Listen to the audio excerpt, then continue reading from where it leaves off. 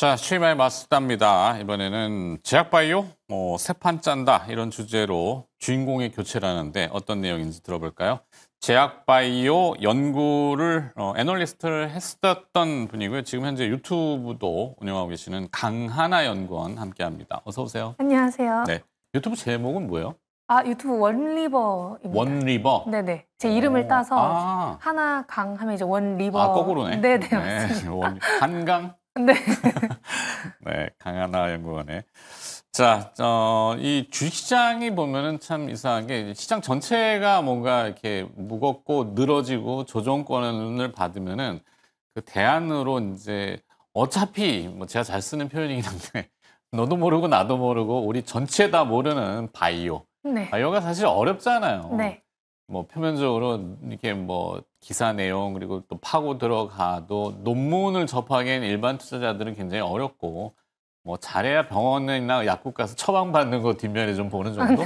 그게 다인데 자 제약바이오 참 이렇게 해서 어려워서 시장이 이럴 때 무거울 때는 오히려 이렇게 도드라지더라고요. 네. 오늘 최근에 며칠 동안 그런데 7월이 바이오의 어떤 부각받는 달이 됐던 이유는 뭐라고 보세요? 일단 역사적으로 봤을 때요. 5년 기준으로 봤을 때 제약바이오 지수, 국내 제약바이오 지수가 7월 달에 유독 거의 항상 좋았었습니다. 그런 트렌드, 흐름은 아무래도 어느 정도 인지는 하고 있어야 된다라고 말씀을 드리고 싶고요. 7월에 좋을 수 있었던 이유 중 하나는 6월에 유독 지지부진했었던 것도 한몫합니다. 6월에 아무래도 기대감이나 그런 것들이 아무것도 반영이 되지 않았었고 하반기에 다른 섹터가 다 올랐던 걸 고려를 해봤을 때 순환매 장세인 요즘 바이오의 차례만 남았었다라고 저는 생각을 했었고요. 그래서 7월에 제약바이오 장세가 되지 않을까. 그 중에서도 좀 대형 바이오주의 장세가 되지 않을까 그렇게 생각을 했었고 실제로 이제 7월 2, 3주간 굉장히 좋은 흐름을 보여주었습니다. 뭐 화끈하죠. 네. 그러다 보니까 사실 주식 투자하시는 분들은 어차피 모르지만 모른다는 표현을 자꾸 해서 그런데 이 수익률이 굉장히 탄력성이 좋다 보니까 선호하시잖아요. 네, 맞습니다. 물론 조정받을 때도 갑자기 네. 뭐 그렇긴 하지만 그거를 감내하고 리스크를 테이킹하면서 이제 선택을 하시는 분들이 많은데 자 일단은 오늘은 삼성바이오로직스 실적이 나왔나요 지금? 아니요. 아직 안 나왔죠? 네, 곧 나옵니다. 네, 어떻게 예상을 좀 하세요? 이제 오늘 나오게 될 건데요. 오늘 예정이구나. 네, 이제 애널리스트 분들의 추정치, 이 컨센서스를 보시면요.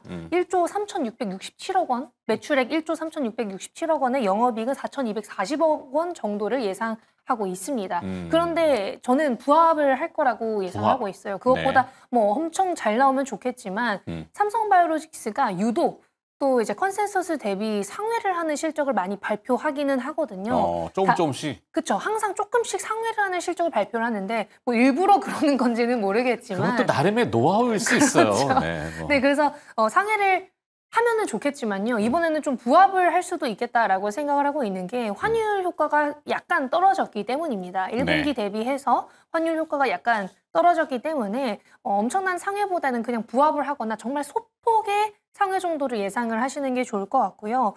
그래도 이렇게 매년 성장을 할 수 있는 이유, 이런 1조 3,667억 원이라는 수치도 작년 동기 대비해서 19% 정도의 성장률을 보여주는 거고 저번 분기 대비해서도 5, 6%의 성장입니다. 그렇기 때문에 그로스가 계속 성장하는군요. 네, 그렇기 때문에 어차피 삼성바이오로직스는 계속해서 성장을 하고 있는 기업인 것이고요.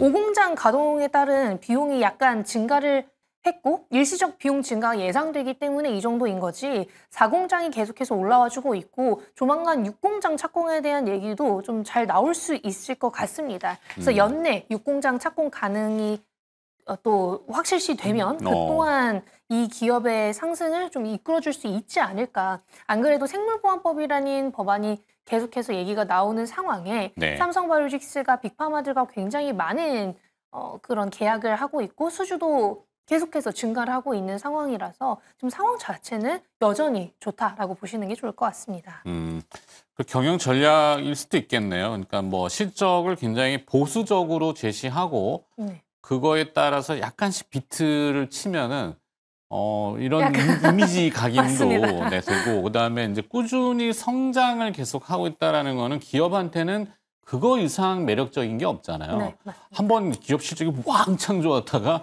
네. 늘어져 버리거나 뭐 일회성으로 이렇게 되는 거는 주가는 뭐 등락을 할 수 있겠지만 모델링이 괜찮다 싶기도 하고 에피스하고 이게 어떻게 돼? 제가 잘 몰라서 그러는데 혹시 네. 삼성 에피스하고 바이오 에피스하고 삼성 바이오로직스하고 지금 네.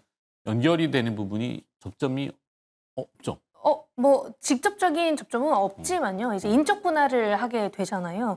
이제 5월 22일에 삼성 네. 바이오로직스가 인적 분할을 네. 삼성바이오 에피스와 삼성바이오로직스가 인적 분할을 하게 될 것인데 음. 이게 5월에 결의가 됐고요. 증권 네. 신고서는 이제 7월 29일, 그리고 주주총회 승인이 이제 9월 16일, 그다음에 이제 분할기일 회사 창립이 10월 1일, 네. 그다음에 이제 마지막으로 이제 재상장은 10월 29일에 진행이 될 겁니다. 그래서 인적 분할이 될 건데 이제 삼성바이오 에피스는 사실상 바이오시밀러 기업이고 삼성바이오 에피스로 인해서 삼성바이오로직스 전체가 약간의 영업이익률이 낮아지는 모습이 있었어요. 네. 그렇기 때문에 그런 걸 고려했을 때 장기적으로 어차피 삼성바이오로직스에 투자를 하시는 분들은 CMO, CDMO를 보고 투자를 하시는 거라서 그런 걸 고려했을 때 인적 분할하는 게 나쁘진 않다. 삼성바이오로직스가 자체적으로 계속해서 수주가 늘어나고 실적만 상승을 해준다면 오히려 이 인적 분할이 장기적으로는 좋아 보입니다. 더군다나 아시겠지만 이제 TSMC도 자기 고객과 경쟁을 하지 않잖아요. 그렇죠. 근데 이제 삼성바이오로직스의 경우에도 아무래도 이제 좀 빅파마가 되어가는 과정에 삼성바이오 에피스라는 바이오시밀러 개발사 혹은 이제 더 나아가서 신약 개발사로 이제 도약을 한다고 하는데 네. 신약 개발을 하게 된다면 아무래도 그게 앞으로 고객 유치를 하는 데 있어서 약간의 노이즈가 찜찜함이 있네요. 발생이 될 수 있고요. 특히 이제 CMO는 괜찮은데 CDMO는요. 어느 정도의 기술적인 부분도 가져와야 됩니다. 그렇죠. 개발 단계부터. 맞습니다. 그래서 그런 것들을 싫어하는 기업들도 분명히 존재할 것이기에 그렇죠. 그런 걸 고려해서 인적 분할을 시작한 것 같고 저는 그래서 장기적으로는 오히려 잘했다고 생각을 합니다. 이 분할이라 그러면은 항상 트라우마가 좀 있긴 있어요. 주시장에서. 뭐 LG, 엔솔 때문에 물적 분할, 인적 분할에 대한 뭐 트라우마가 있어서 뭐 분할한다 그러면은 또 막 들고 일어나는데 조곤조곤 얘기를 들어보니까 삼성 같은 경우는 이미 삼성 반도체, 삼성전자에서 파운드리와 그다음에 이제 반도체 사업부에 대한 그 교묘한 애매한 부분 때문에 네. 이슈가 있는데 그걸 이제 바이오 쪽에서는 이 실패의 그 오류를 다시 범하기 싫으니까 인적 분할을 잘 조절하고 있다. 그리고 아까 증설 얘기도 이제 하셨잖아요. 네, 맞습니다. 그런 면에서는 인적 분할 시기 재료가 나쁘지 않다. 저도 거기 공감하고. 그다음에 이제 의약품 관세 얘기로 좀 넘어가서 트럼프 대통령이 아침에 또 발표한 것 같은데 일본하고의 관세 얘기 플러스 의약품 관세도 지금 들고 나오는 것 같거든요. 네. 어떻게 좀 파악하세요?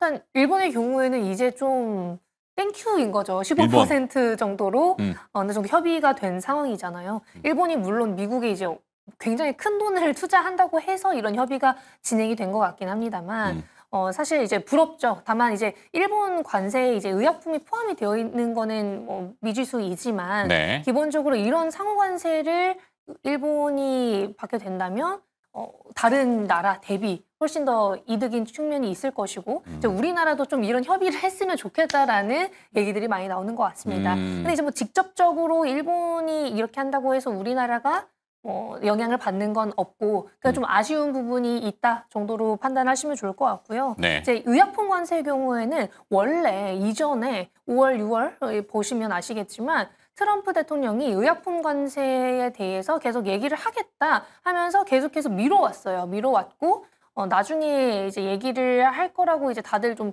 불안해하고 있었는데 7월 갑자기 의약품 관세를 200% 부과하겠다라고 얘기를 했죠. 그래서 200%라는 관세도 좀 말이 안 되는 수준인데 거기에 더 나아가서 1년에서 1.5년의 유예기간을 주겠다라고 얘기를 한 것과는 다르게 갑자기 며칠 전에 또 8월 1일부터 관세 부과할 것이야 라고 또 언급을 했습니다. 그래서 그런 걸 고려했을 때 지금 바이오 업종 약간 좀 불안한 모습도 보이고 있는데요. 어제는 또 미국 바이오가 굉장히 좋았어요. 빅파마들은 아무래도 실적 시즌이기 때문에 좋았던 것도 거기도 한몫했을 똑같더만요. 것이고요. 반도체가 내려가니까 또 맞아요. 네, 바이오가 올라가고. 맞습니다. 네. 반도체가 어제 안 좋았는데 빅파마들은 대부분 다 1, 2% 정도는 상승으로 마감을 했고요. 바이오텍들도 괜찮았습니다. 그래서 그쵸. 그런 걸 고려했을 때 지금 뭐 관세에 대한 영향은 이미 어느 정도 반영이 된 거라고 생각을 하고 있고, 아무래도 트럼프 대통령의 궁극적인 목표는요.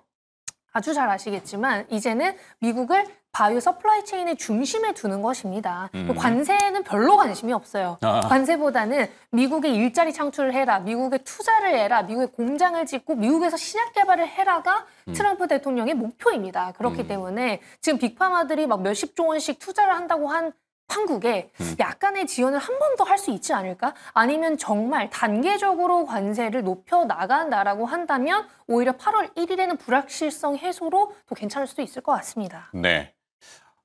트럼프 대통령이 외국 제약 공급 업체의 가격 인하를 압박할 것이다. 이렇게 네. 아침에 얘기했고, 약가 인하 정책인 것 같은데 이 제약 바이오에는 영향이 직접적으로 뭐 많지 않나요? 사실 장기적으로 보면 되게 크죠. 왜냐하면 빅파마들의 의약품이 대부분 이 약가 인하 정책에 포함이 되어 있는 건데 네. 이런 빅파마들의 특히 특허 만료를 앞둔 의약품의 경우에는요. 빅파마들의 매출의 정말 큰 부분을 차지하고 있습니다. 대부분 또 매출이 많이 나오는 의약품을 대상으로 약가 인하 정책을 펼치기 때문에 네. 그런 걸 고려했을 때 빅파마들의 마진율이 굉장히 안 좋아질 수 있을 것이고 현금 흐름에 어느 정도 영향을 받게 된다면요. 궁극적으로는 라이선스 계약이나 빅딜을 체결할 수 있는 건수가 줄어들 수밖에 없겠죠. 돈이 줄어드니까. 네. 혹은 더 나아가서는 초기나 전임상 단계 이런 파이프라인들에 대한 관심은 더 줄어들 것이고 당장 돈을 벌 수 있게 해주는 의약품, 특히나 요즘에는 임상 이상 정도의 의약품을 선호한다라는 얘기가 나오는 만큼 후기 임상 단계에 있는 파이프라인에 대한 선호도가 점점 더 높아질 거라고 저는 생각을 합니다. 그리고 이제 특허 만료를 앞두고 그런 대응책들을 이번 실적 발표 때 대부분 다 얘기를 해줄 것이기 때문에 그런 요소들이 좀 반영이 될 것 같습니다. 네. 그렇죠. 쭉 듣다 보니까 이제 뭐 일상적인 용어로 우리는 시장 참여자들은 쓰는 빅파마. 네. 모르시는 분들이 저희 집사람 같은 경우 보면 빅파마가 뭐 우스갯소리 뭐 미장원이야 뭐 이렇게 하는데 빅파머시를 이제 줄여서 얘기하잖아요. 그죠? 잠깐 그냥 대형 제약사. 네. 네, 대형 제약사, 제약바이오. 현재 가장 좋은 바이오 투자 방법? 그러니까 사실 바이오가 어려운 거는 이 원료 의약품명이 있고 또 네. 그것을 판매하는 브랜드명이 있죠. 상품명이 있고 와, 이게 너무 어려워요. 그래서 뭐 맞습니다. 똑같은 김밥이지만 김밥 뭐 천국에서 파느냐, 나라에서 파느냐, 아니면 뭐 김가리 김밥에서 파느냐 이거잖아요. 그럼 뭐 맨날 헷갈리고 하는데 하반기의 모멘텀이라고 해야 될까요? 뭘까요? 라이선스? 뭐?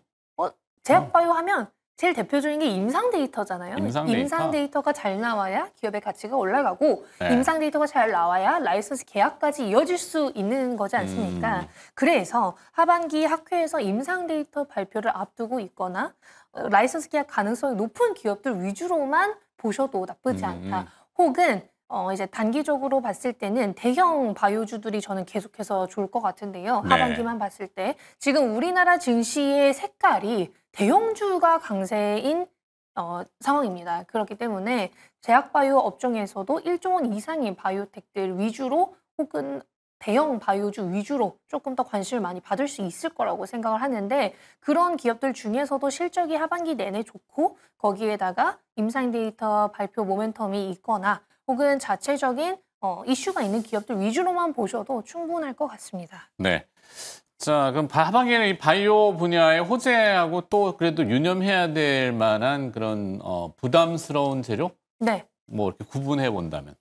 뭐 안 좋은 것부터 말씀을 드려보자면 그렇죠. 언제나 바이오는 자금 조달 이슈가 있죠. 천문학적인 돈이 들어가는 거. 네, 맞습니다. 그래서 그런 경우에는 아무래도 조금 피해가는 게 좋을 것 같고요. 무한정 밑빠진 도에 물 붓기식으로 간다라고 하면은 이건 좀 문제가 있다 이렇게 보는 건가요? 네, 맞습니다. 특히나 현재 현금 보유량만 어느 정도 봐도 네. 자금 조달이 급하구나라는 예상은 가능하기 때문에 그런 걸 고려했을 때 현재 현금 보유량이 적은 기업들은 조금 피해 가시는 게 하반기에는 더더욱 좋겠구나.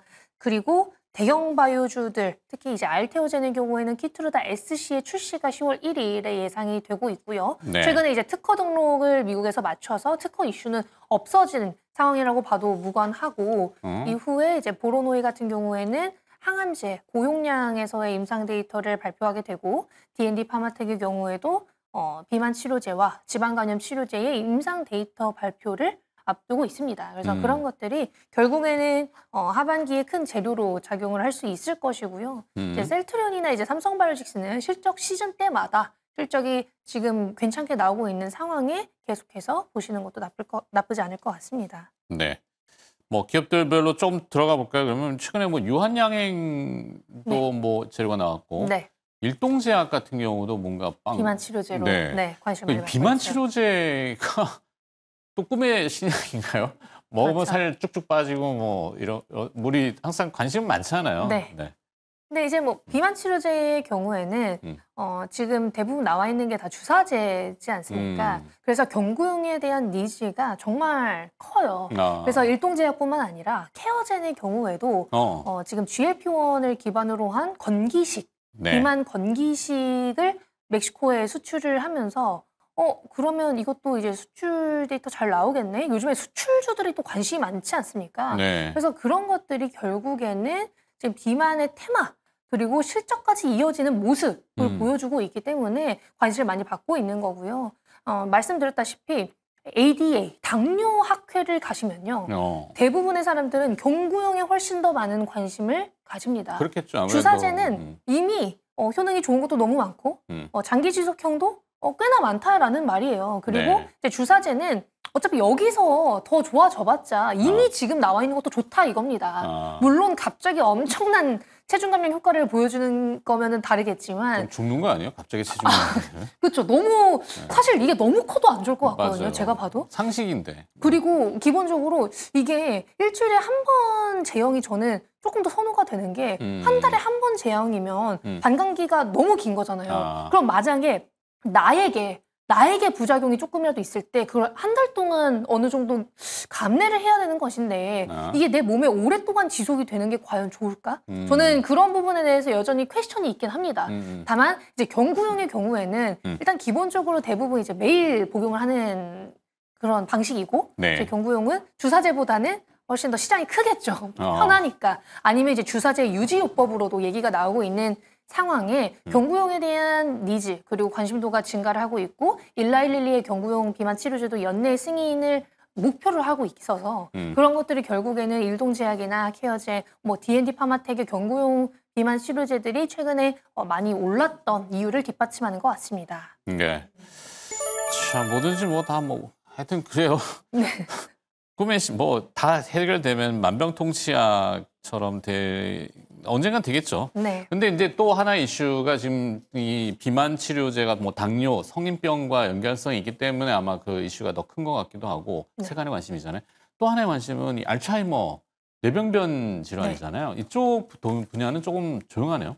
그렇죠. 이제 알츠하이머 쪽에 대한 승인 여부도 이제 슬슬 나올 때가 되었는데 그러니까. 사실 그 부분은 여전히 많은 분들이 약간 헷갈려하는 것 같긴 합니다. 네. 알츠하이머 자체가 원인이 명확한 것은 또 아니고 정말 다양한 원인 그리고 사람의 세포 자체가 늙어가면서 발생하는 것도 어느 정도 한 요인이기 때문에 네. 그런 걸 고려했을 때 이제 GLP-1을 알츠하이머의 적응증으로만 사용한다. 이거는 조금 좋지 않을 것 같고요. 그냥 고령화의 사람이 당뇨와 비만이 있다면 네. 알츠하이머까지 조금 개선이 되지 않을까 정도로 보시는 게 오히려 더 좋을 것 같습니다. 그래서 적응증 확장이 된다면 시장은 더 커지겠지만 아마 알츠하이머 환자들이 투여를 한다기보다는 그냥 비만 당뇨 중 하나라도 있는 사람 혹은 심혈관 질환은 또 승인을 받았으니 그런 질환을 보유하고 있는 사람이 이제 알츠하이머를 예방하기 위해서 쓰는 정도로 사용이 될 것 같습니다. 다만 이제 D&D 파마텍의 경우에는 옛날에 GLP-1 기반으로 파킨슨 치료제를 개발했었는데 네. 그 통계적 유의성을 달성하지 못했어서